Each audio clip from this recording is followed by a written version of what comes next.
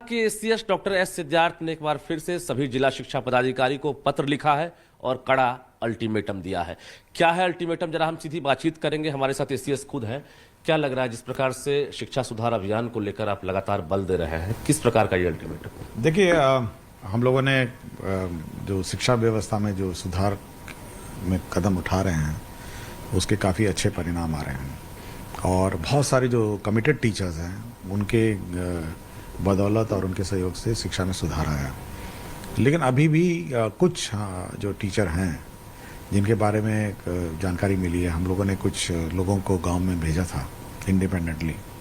वो गांव में 1 महीने रहे थे विभिन्न गाँव में और उसके बाद उन्होंने हम लोग को जानकारी दी कि किस प्रकार के स्कूल का संचालन हो रहा है। तो उनका ये मानना है कि बहुत सारे टीचर जो कमिटेड हैं तो उनके कारण शिक्षा में बहुत सुधार हुआ है।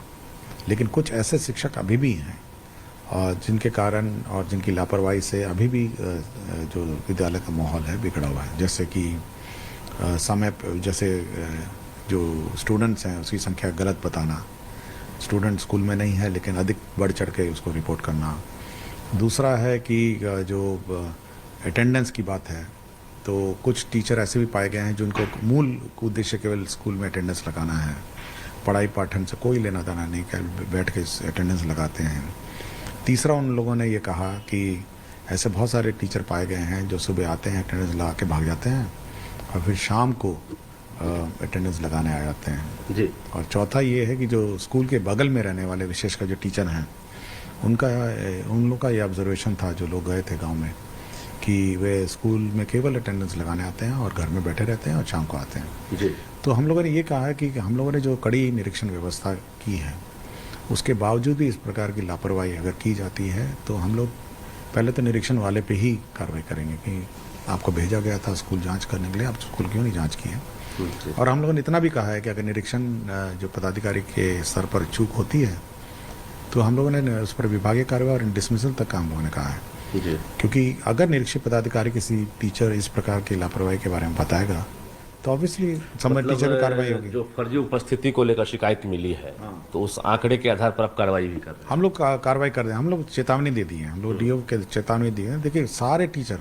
95% टीचर जो है वो बिल्कुल डेडिकेटेड है और ठीक काम कर रहे हैं जी जी। लेकिन ये जो 5% जो पूरे व्यवस्था को चेतावनी दिए हुए हैं और साथ ही साथ उसको कहते हैं ना कि धोखाधड़ी का मामला, ये बेसिकली धोखाधड़ी ही हुआ, उस पर तो हम लोग कड़ी कार्रवाई करेंगे। और जो जांच पदाधिकारी जो जांच में गए हैं अगर वो लापरवाही करते हैं और ये सब जैसे जानकारी नहीं देते, क्योंकि हम लोग को कैसे पता चलेगा? मेरे सिस्टम में तो केवल इन और आउट का टाइमिंग आता है, बीच का तो मुझे नहीं पता है। सेल्फी वाला कितना कारगर है या फिर वो जो बिल्कुल बिल्कुल कारगर है। इसी चक्कर में तो आते हैं, वो आते हैं केवल अटेंडेंस लगाने और फिर शाम को आ जाते हैं।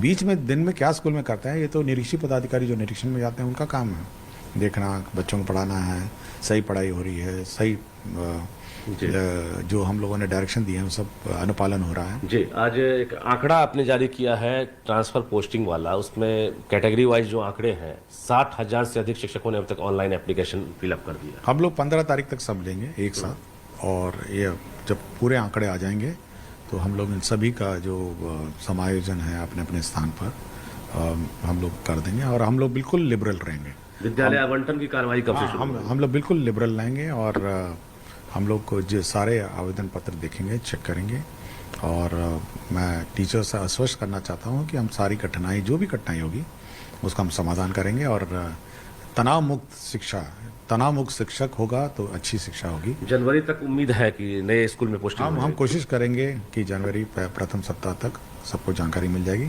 जी और टीचर तनावपूर्ण रहे और शिक्षा की गुणवत्ता पे। क्या आपने अनुमान लगाया था जो ये खासकर अगर ट्रांसफर पोस्टिंग की शुरुआत हुई, जो एप्लीकेशन आपने एक तरह से शुरू किया, तो उसको लेकर क्या लग रहा है कि आंकड़े जो हैं 1 लाख के आसपास पहुंच सकते हैं?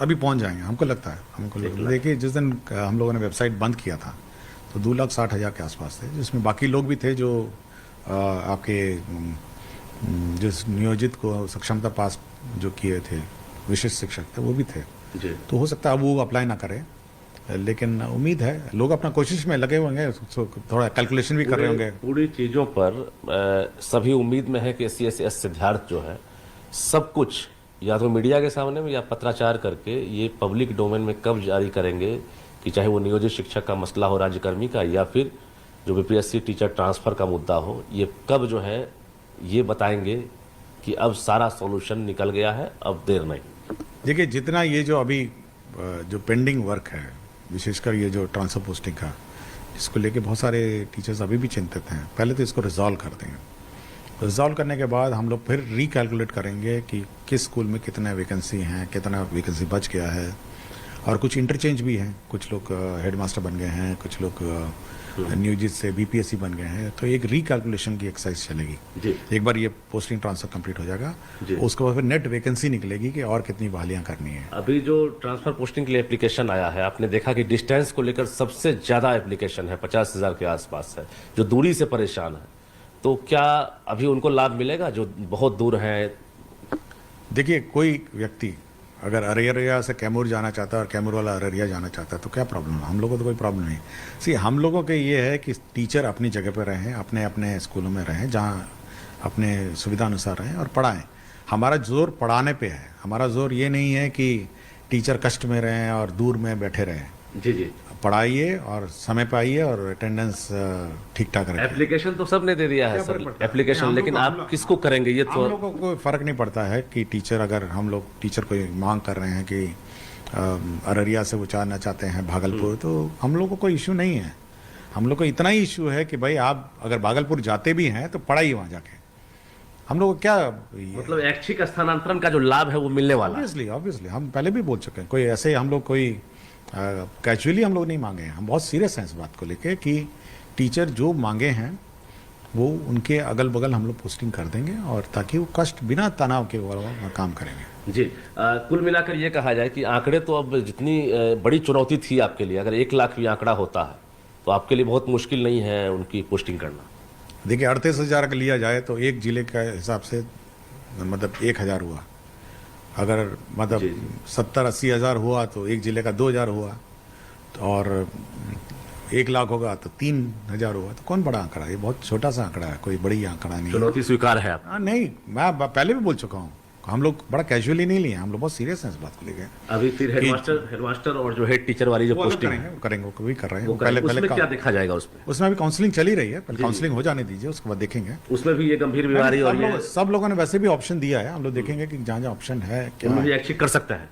पहले तो ऑप्शन वाला है ना, पहले तो ऑप्शन दिए हैं ना सबने। जी जी, ऑप्शन दिए हैं, पहले देखते हैं कितना ऑप्शन फिट होंगे। अच्छा, पहले वो चेक कोशिश रहे कि मतलब ऑप्शन के आधार पर पोस्टिंग। हाँ। अच्छा, जो खासकर गेस्ट टीचर हैं, हेडमास्टर बन गए, बीपीएससी से क्वालिफाई कर गए हैं, उनके अनुभव का लाभ मिलेगा कि नहीं उनको? ये तो नियम कानून की बात है, रूल्स की बात है, ये मैं अभी बता नहीं सकता हूँ, लेकिन जो भी नियमावली है उसी के अनुसार लाभ होगा। अब आपको हेडमास्टर और हेड टीचर कमी नहीं रहेगी बिहार में? फुल हो गया। केवल अब बीच में शायद सेकेंडरी स्कूल में कुछ बच गया है, और जो रिटायर हो गए हैं तो उसको थोड़ा भरेंगे, बट अदरवाइज आपका जो प्राइमरी और हायर है दोनों फुल हो गया। TRE3 का तो रिजल्ट आना लगातार जारी है। आज फिर कहा जा रहा है कि TGT 9-10 का और इसके बाद जो है PGT का रिजल्ट आएगा। तो क्या लग रहा है कि सप्लीमेंट्री देने की भी तैयारी है आप लोगों को इस बार? देखिए, जो पहले एग्जाम हुआ है उसका रिजल्ट निकलने दीजिए, उसके बाद मैं बताऊंगा। मतलब श्योर नहीं।